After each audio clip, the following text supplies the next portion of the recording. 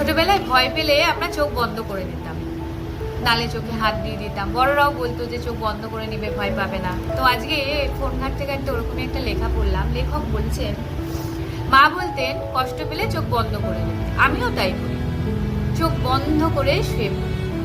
কিন্তু অন্ধকার আর আসে না, বরং ভেসে ওঠে এক শ্যাওলা রঙা উঠোন।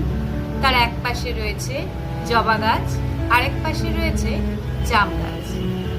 ঝরে পড়ে রয়েছে জামগুলো থেতলে মাটিতে। সেই জাম গাছের নিচে বসেই মা রান্না করছেন ফেনা ভাত। ছোট আমি পুকুরে ডুব দিয়ে এসে সেই ফেনা ভাত খাচ্ছি।